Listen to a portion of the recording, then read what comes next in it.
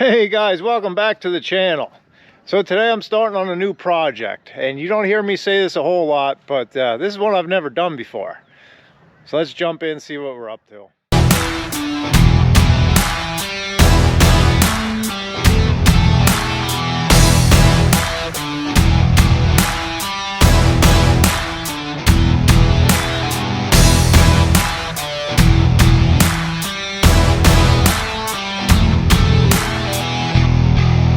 So you might be able to hear the geese up behind me there. Probably can't see them, but that's a good sign. They're going north. So you know what that means. Spring's coming, and we're supposed to hit 55, 60 degrees today. So I'm super excited about that. That's refreshing after the weather we've been having. So anyway, what am I getting into today? Well, this is a sawmill project, and if you've been watching, you know hemlock is the theme of the winter here. This is, I guess, my third load of hemlock logs that we've done in the last couple weeks. And I've had a customer I've been doing a bunch of interior millwork stuff for, some shiplap and paneling, stuff like that. And they asked me if I would make them some Adirondack siding. So what's Adirondack siding? Well, here, let me show you an illustration. So you can see it's kind of just a rustic type siding, just basically 1-inch boards with a live edge left that they overlap. Very simple, but believe it or not, I've never done it before. I've been asked a lot of times over the years to do it, and for one reason or another, I always kind of steered away from it. For one, you need the right type of logs to do it. If you have twisty turny logs, it's very hard as a sawyer to make something uniform and give to the customer. Yeah, it has the potential to make really neat siding. It has a lot of character, but it kind of makes a nightmare for you to do. And the other thing, you need the right size logs. If your logs are too small, well, obviously you're not going to be able to get the right width out of them. If they're too big, well, that's no good either, because you have to leave one live edge, and you end up, you could end up with a lot of waste, and it's really not ideal. So just so happens I have a wide selection of logs to pick through here, and it's not that big an order. It's just the front face of a cabin, underneath a covered porch, so it's not a huge quantity of wood. So I agreed to do it. I thought it'd be a fun project, and it's a good use for this hemlock. It's really almost the perfect thing for it. These are nice straight logs, and I can pick through and get the right sizes I need. So I'm going to grab the loader. We'll get some logs moved to the mill, then maybe we'll talk a little bit how we're going to attack this.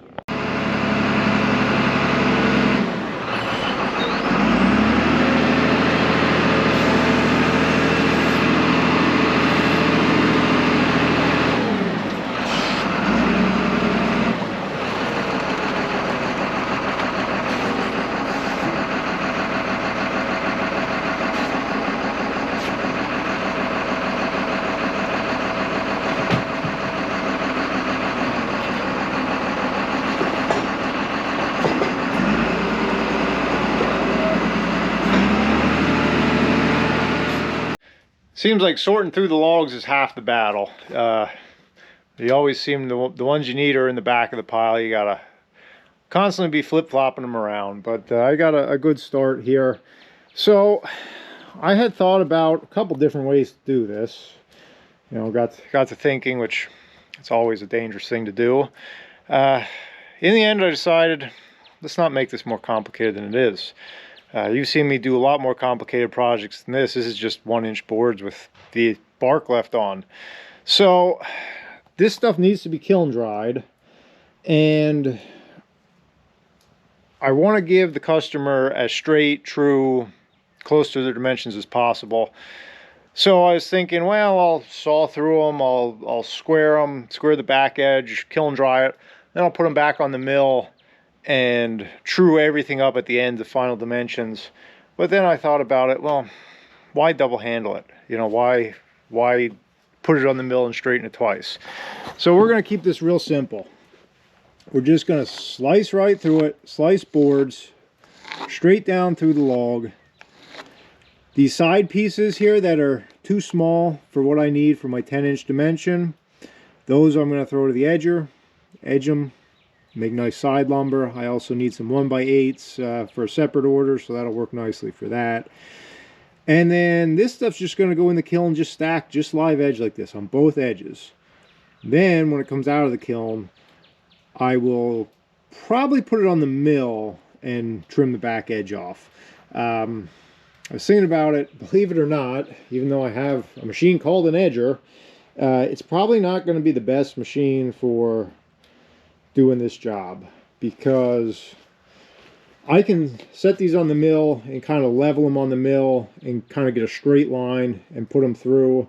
With the edger, I mean, I could get into detail, but long story short, riding on that edger fence isn't going to be as accurate as setting them on the mill with the bark side down and ripping the backs. So should be a pretty easy, straightforward job. So I'll get you set up, we'll get the saw and you can see what I'm talking about.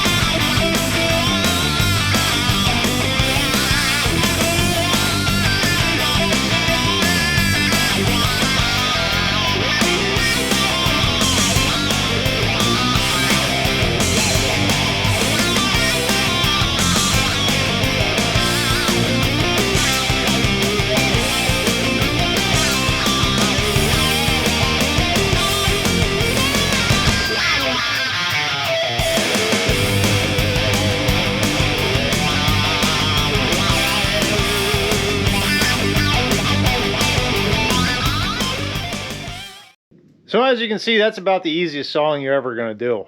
Just 1-inch boards, saw, saw, saw, flip, saw, saw, saw. Easy. I hope you guys were paying attention. I gave you a little bonus at the end. So I told you I was just going to send these all live edge. Well, I figured I'd show you what I was talking about with squaring them. So when these come out of the kiln, I'm going to stack them up like this. I'll probably do 8 or 10 at a time because you can. I'm just going to stack them up on edge. So then you got your live edge on the mill, and that'll hold that as straight as you can get with a crooked live edge. But I've been trying to select relatively straight logs. And then you just set your saw and just run through them. And that's it. This is pretty much your finished product here with this stuff. Now obviously this will be kiln dried. The customer's going to take it rough sawn, and if they decide they want the planed look, they have a little planer. They're going to plane it themselves. Typically with this stuff, with the nature of the live edge, the rough sawn adds to it, so I imagine that's probably how they're going to leave it. So it's a pretty neat product. In fact, let me lay it down and I'll set it up for you a little bit so you can get a visual. You guys are making me do a lot of extra work here, but you know, you're worth it. Just drop that down.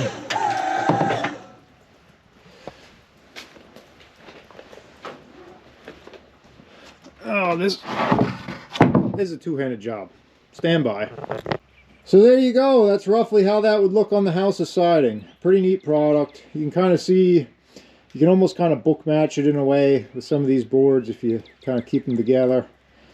Obviously it won't have all this sawdust on it, but pretty neat.